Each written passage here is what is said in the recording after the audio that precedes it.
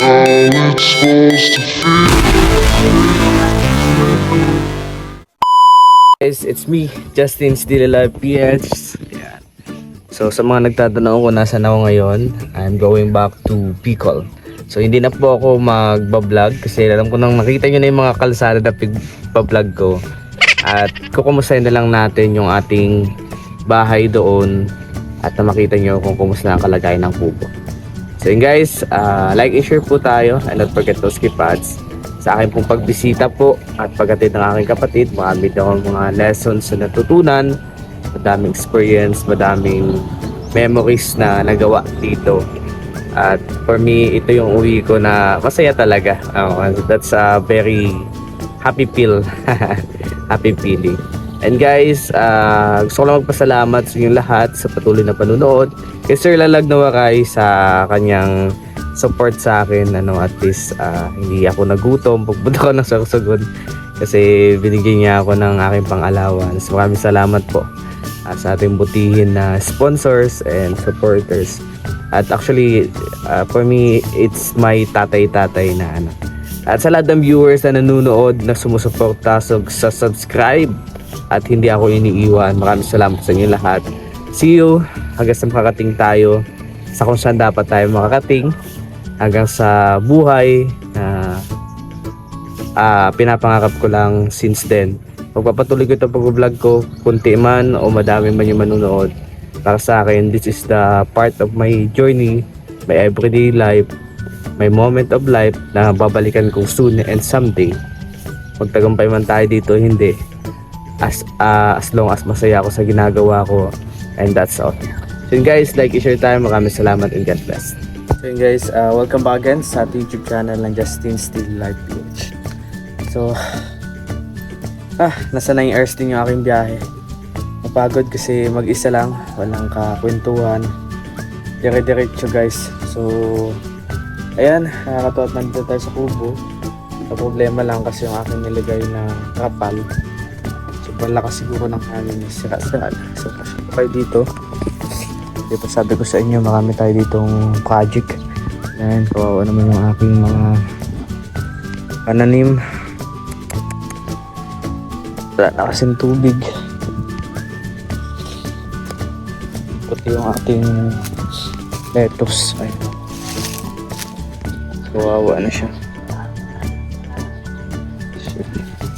Yung binutas pa ng aso guys. Wala na. Yung nakatira pa ng aso. Kakais. Papamigay ko na nga yung aso na yan. Ang ating lettuce. Sagana pa din yung ating lettuce. Yung ating filet. Ito yung tuyo na din na magsasurvive. So mamaya pasyal ko kayo dito.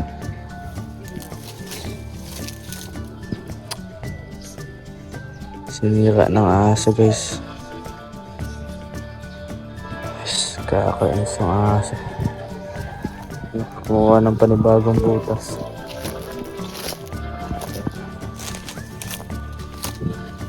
Ano na kayo mga dito. Atis, wala na din pag-asa. Kahit mga mga nagkandaluyos din. Kahit yung mga damo. So asikasuhin natin siya guys. That's my project. Then meron po kasi kaming event sa Friday. So kailangan po kasi meron po kasi kaming tinatawag na pag-aayuno. So basta huwag nyo nang don't tackle about it na. Basta po siguro less din tayo sa social media in few days. Ayusin din natin yung greenhouse natin. Ito yung purpose ko.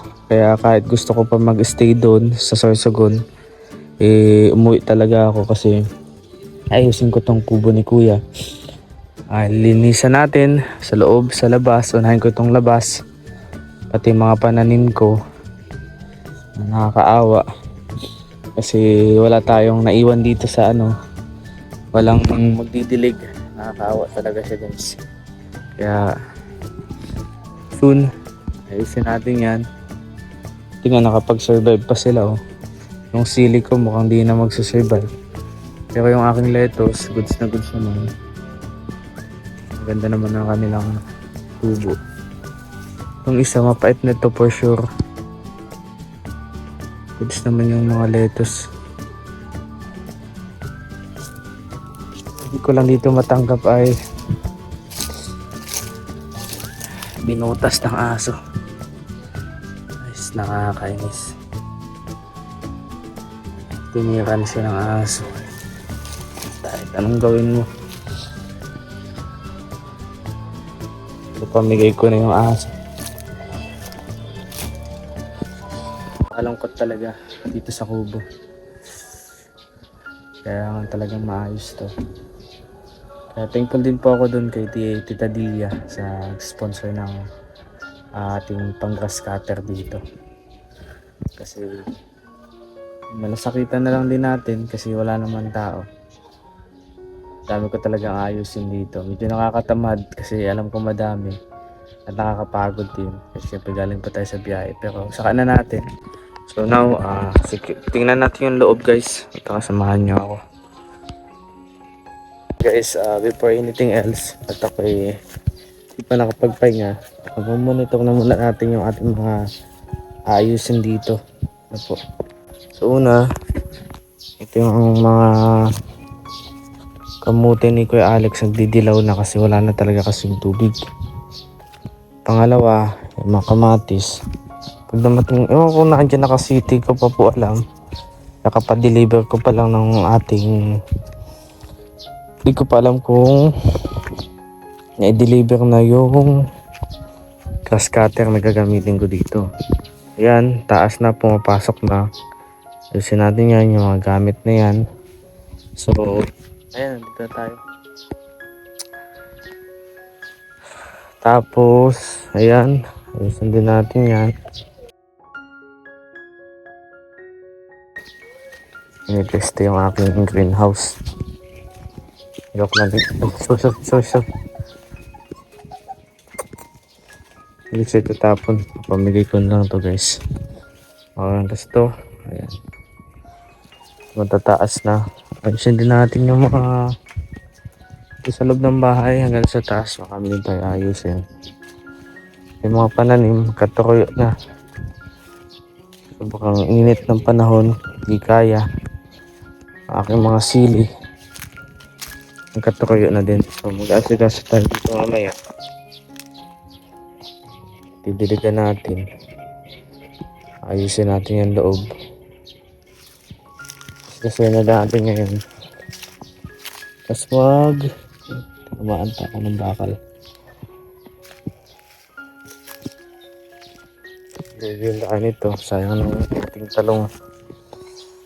Susunod, pag magtatanim tayo, didirektan na natin.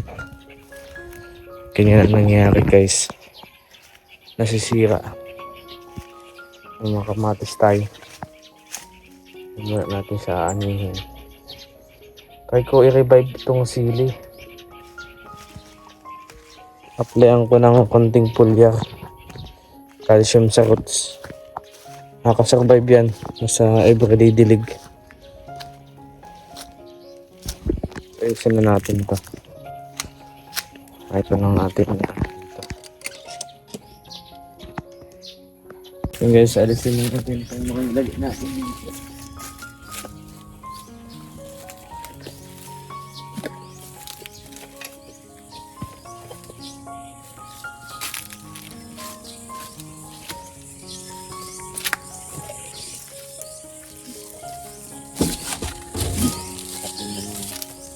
Aso.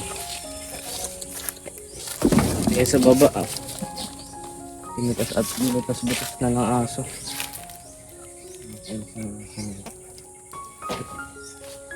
Didilig tayo. Lantuin na yung ating lupa. Kaya ito.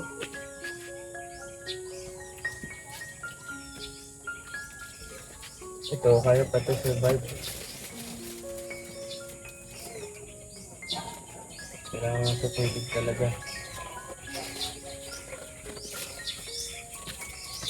Tingnan natin ang freezer guys. Papantayan ko lang siya ng tubig.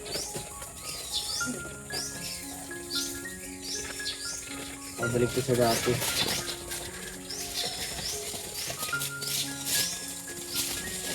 Hindi ito lahat eh. Wawa. Nadali pa ng aso. Aso na yun.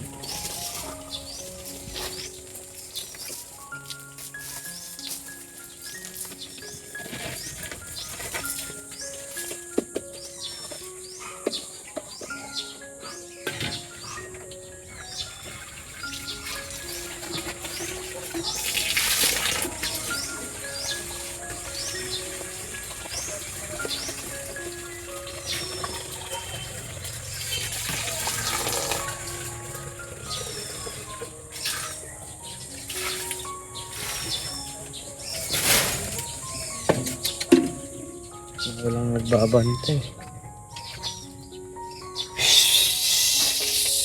Sira ang pananim ko. Gusto sa pananim.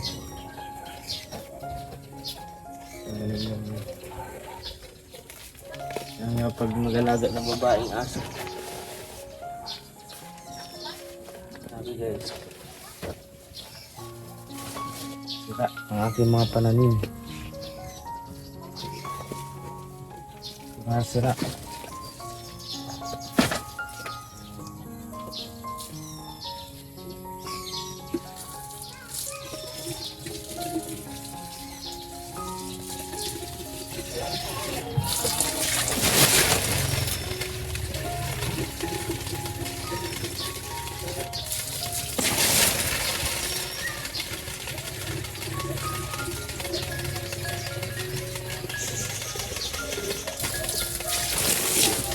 Subukan ng alikabok.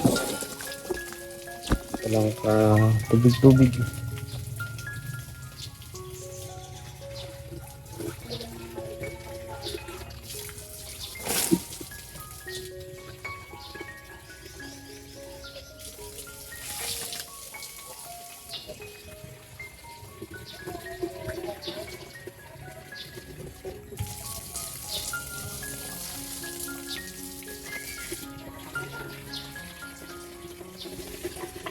Buti pa yung lettuce guys, nakapag-survive.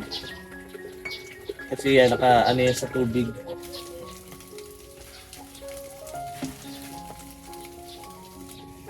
Ito, kaya ko dito i-survive ng sili. Lalagyan lang natin yung maayos na ano.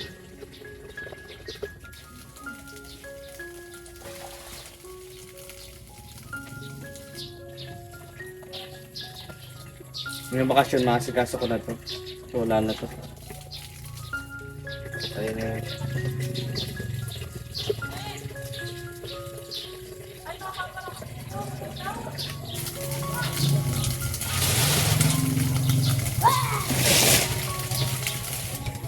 Gusto siyang punta ng aso kasi hindi nababasa dito. Ayun, tayo. Init.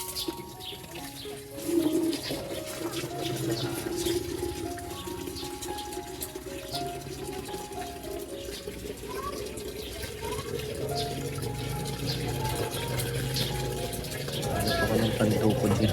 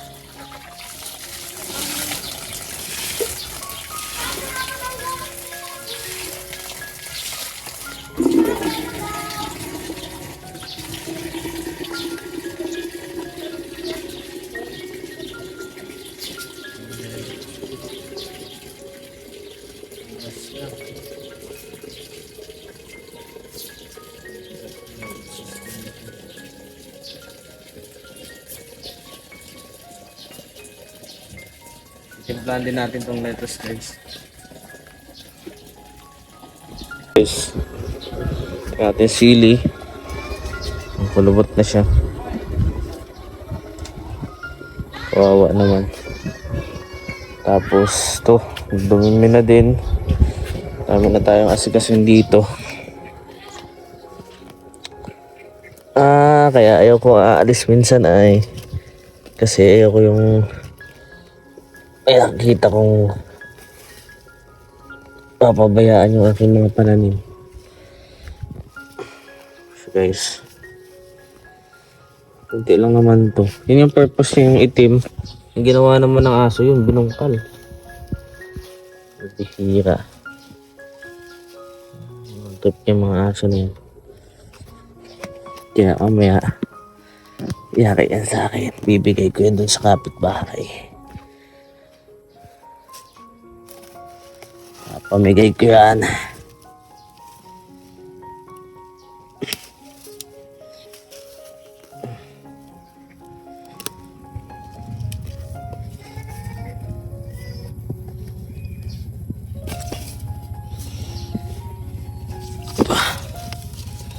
Laki. Nakuha siya ng malasog.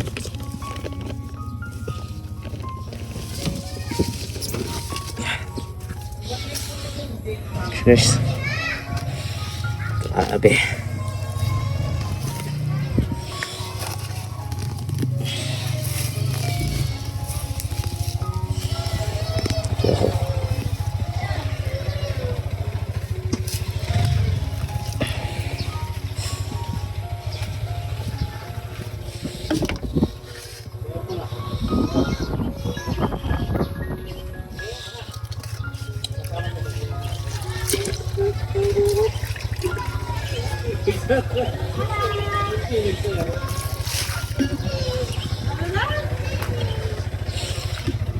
Ang ginawa na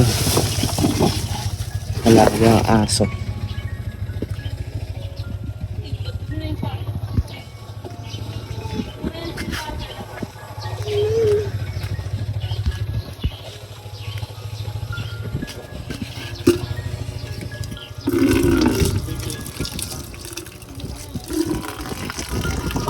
Gawa tayo ng nutrient solution mamaya. At naayos na natin ito lahat. Arrange din natin ang ayos.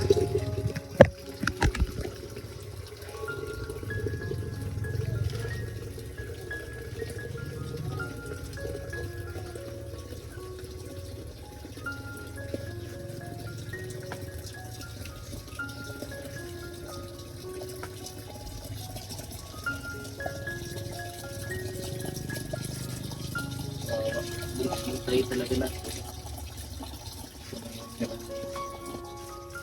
Yung isa lang, yung nakataling lang sa puno. Yung natira guys. Lahat sira.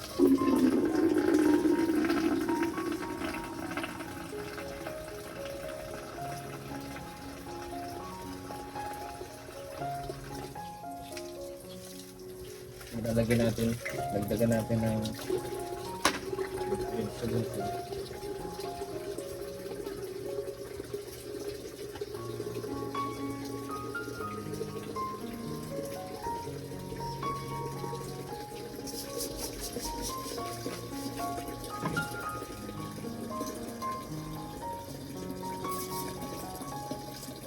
Natin ang arrangement.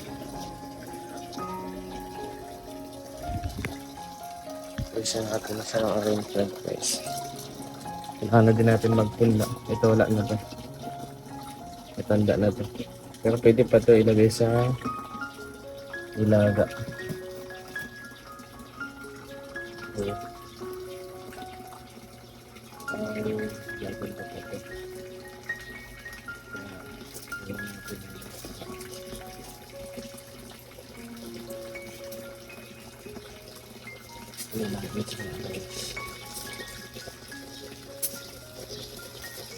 Ano lang to guys, pulyar.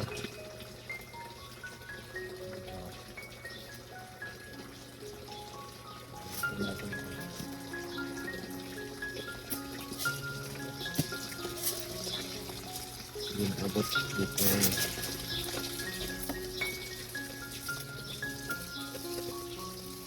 Nagdag tayo ng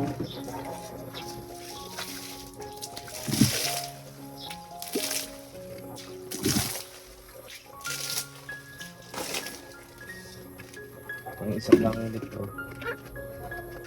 1 liter.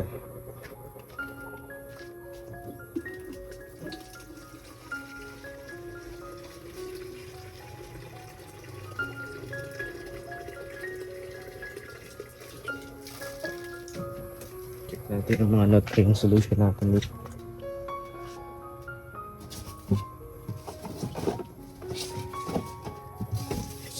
Okay.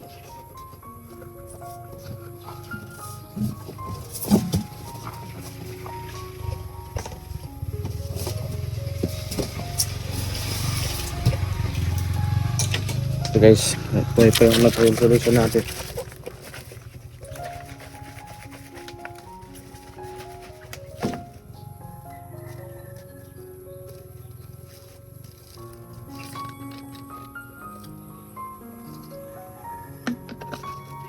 Abot pa.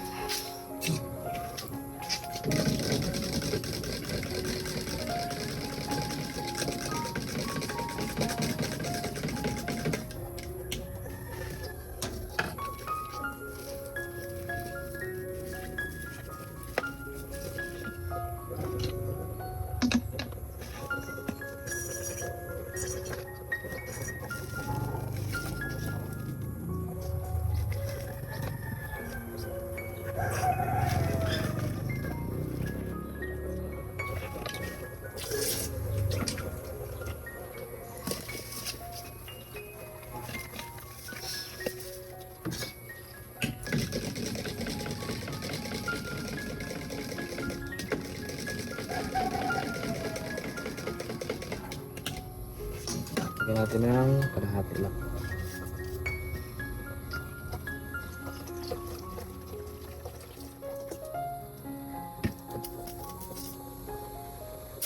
Ayan na to guys.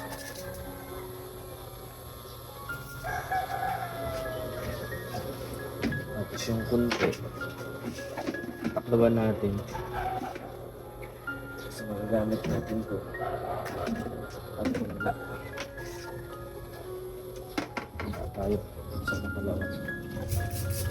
Yan lang natin. Haluin natin.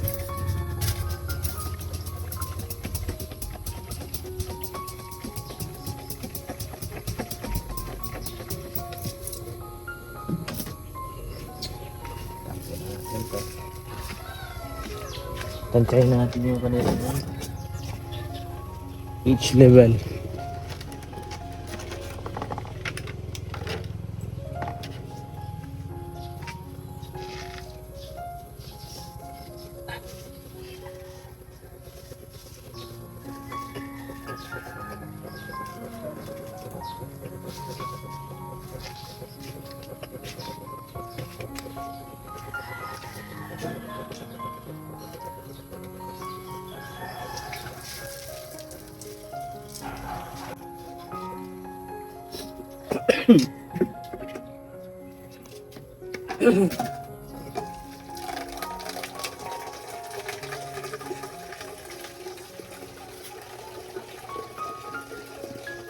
PM Market 8 Foods.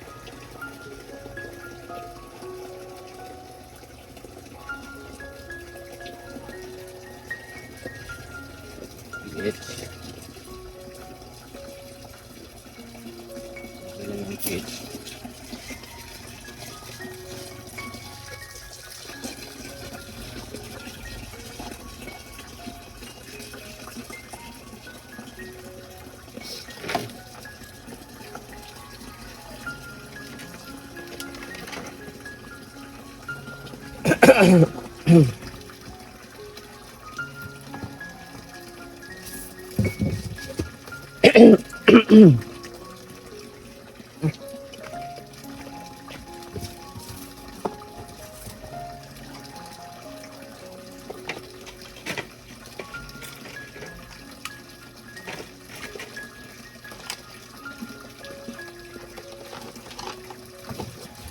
Okay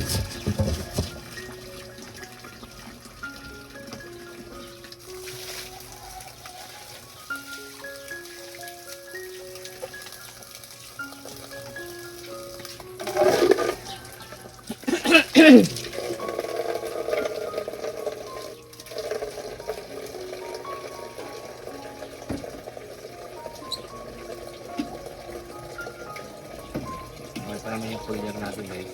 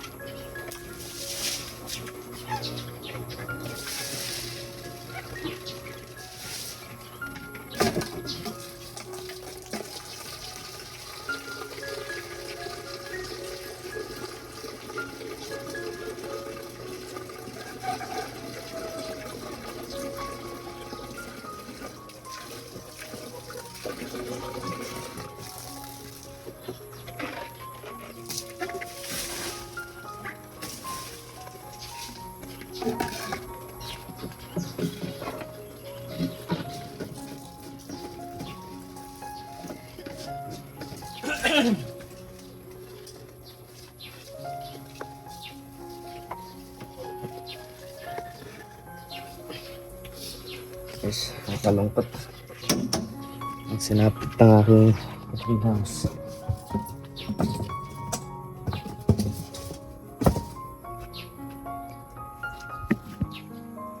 Nakalungkot talaga siya.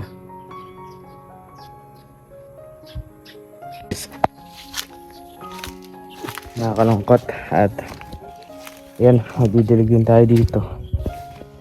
So di naman natin lahat kasi ako pagod talaga. Kasama ko sana yung mga pananim pa doon. Saka na lang. So yun guys, like and share tayo and don't forget to skip ads. Nag-overheat na kasi aking cellphone. Ayan o, tingnan nyo. Nagmumukha na siyang widow. At maraming salamat po. Thank you tayo kay Lord na nakauwi tayo ng ligtas. Ayan. God bless po sa lahat and tutok lamang po kayo sa mga susunod nating vlog and upload.